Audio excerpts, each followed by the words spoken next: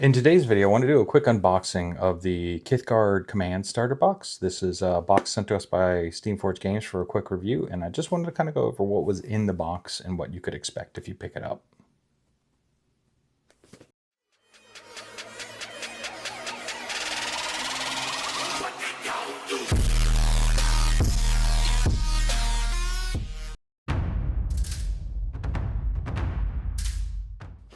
So here we have the Command Starter. This is your traditional entry point to any faction. This is for the Southern Kriel's Kithgard, would be their 30-point entrance. You can use this as both your entry point, where you can play any of the frontline games that they have, Battles of the Frontline, for their casual formats. You can take this. You can theoretically add in the battle group, and that will give you 2 different casters, and then a variety of both modifiable beasts and a character beast, along with a unit and 2 solos, so that you can start playing those initial games. For this video, though, we're going to unbox the Command Starter. As I mentioned, this is the start point for a lot of people. If they're going into Kithgard, they're going to want to start here. We're going to open. You'll see that it has this traditional quad boxing. So inside this one box, there is going to be 4 other boxes. That's it. No instruction sleeves or transfers or anything like that. Just by virtue of me touching it, I can already tell this one's empty.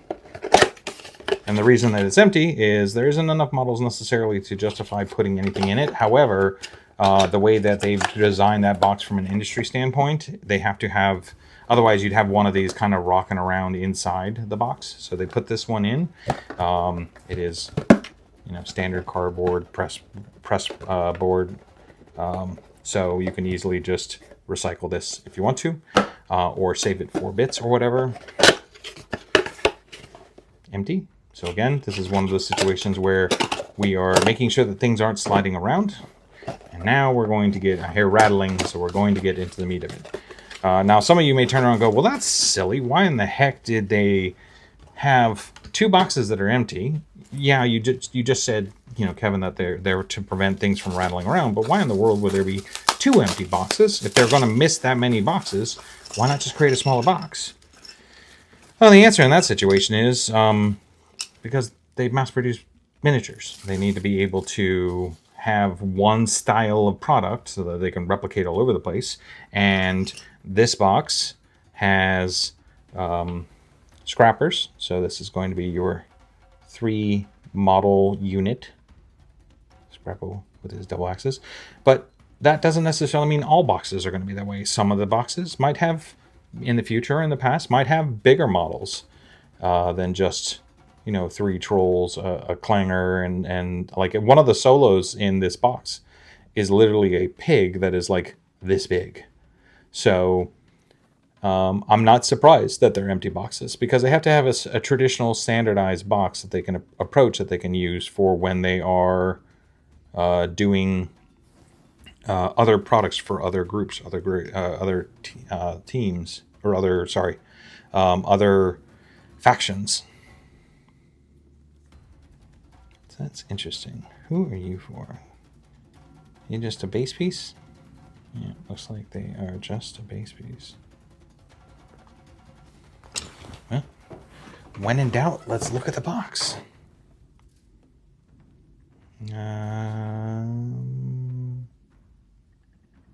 Box doesn't tell us anything. Maybe it's for her.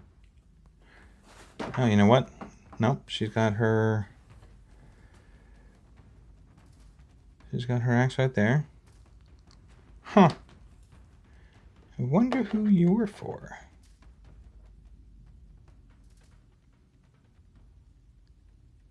I got an extra piece. It's not an extra piece. I just don't know where it goes. Honestly, he's the most dynamic out of all of them. We're tossing his little smoke grenade or whatever it is that he's tossing. I really do love some of the dynamic of it, of all 3 of them. You know, they are a unit. They are a character unit. I think they're a character unit. And the models definitely present themselves as being very characterful. Each one is different from the other. And I think that's one of the things that, like, from a perspective of these new starter boxes is, sure, you're getting a unit, but every single, it's at no point in time are you doing the same model over and over again. Each one is different. And because they're a unit of 3, it's easy for them to create units that have character and style to them and not have to worry about repeating models just to make sure that their production costs aren't high as they're trying to produce more models. The quality of the material is really solid from the perspective of, I think these are, yes they are, awesome. I wanted to show these off. The material that they're using for their resin nowadays is so much better than it used to be. But these are going to be your trapdoor markers. I love this little guy kind of sticking his head out like, what in the heck is going on out here? So, awesome little trapdoor marker. This is a closed trapdoor marker.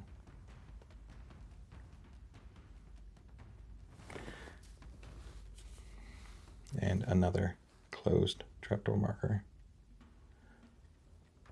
These are the markers that will be placed on the ground. So when you're playing as Kithgard or when you're playing against Kithgard, you're going to see these little 30mm markers set down on the ground. And they're going to then be where these units will be able to pop out of. So, they pop on the table near a marker and then the rest of the unit deploys around it. And I think this is an interesting mechanic to ambush, where you're not necessarily ambushing off the side of the board, you're ambushing where one of these markers are. I think it's an interesting take. Privateer Press has said that they want to take their factions and they want to start giving factions more of a unique identification to them in both how they look, but also how they play.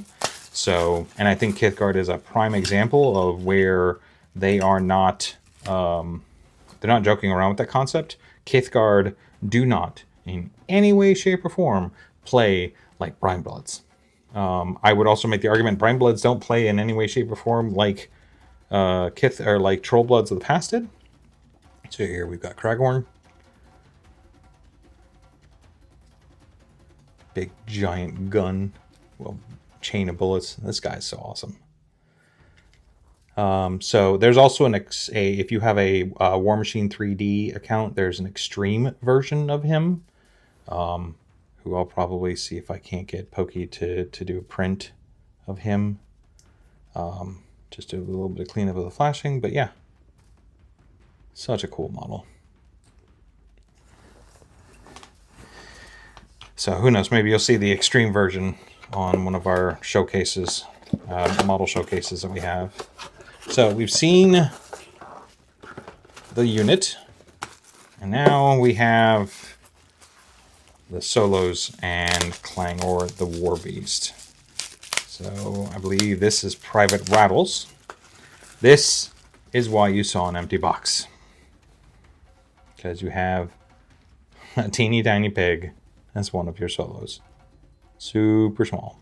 Doesn't need his own box. Matter of fact, if you put him into one of those boxes and this was all that was in that box, he probably would, even with the materials that he is, you probably get like broken tips on pikes and on his pickaxe and stuff like that, because he would like he would just be rattling around. He takes up that much space in the box. He would just be rattling around in this whole thing the entire time. So you can tell this kind of darker print, darker resin that they're using is a little bit more pliable in the sense of I'm not breaking anything. So I think I really applaud Steamforged. They're doing a lot better with their printing than what was originally produced in Mark IV and when Mark IV first came out, which I don't think they were necessarily directly involved with that printing. I love this guy.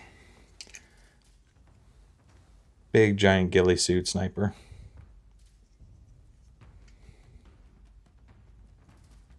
Eat your heart out, Boris. Yuck. You are not as cool as this guy.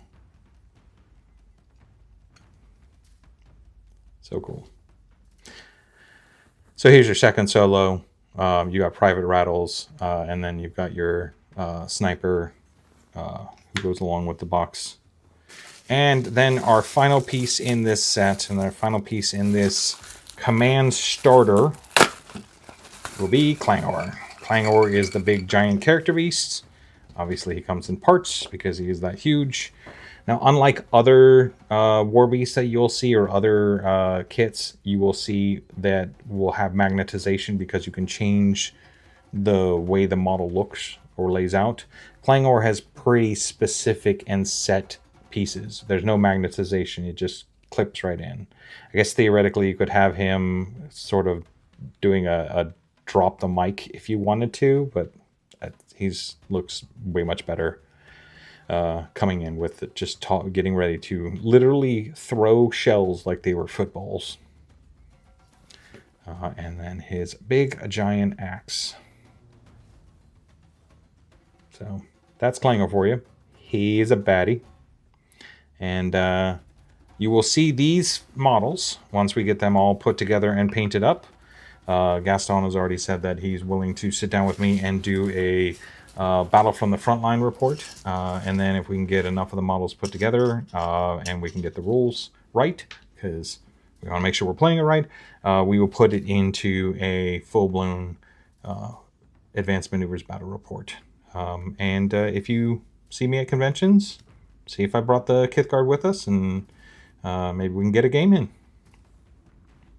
But that is the Southern Kriel Kithgard Command Starter box. This is your 30-point level entry, so you could buy this box and play against somebody else who also has a Command Starter in that format. We even have on Advanced Maneuvers, we have the Cadre of Iron format.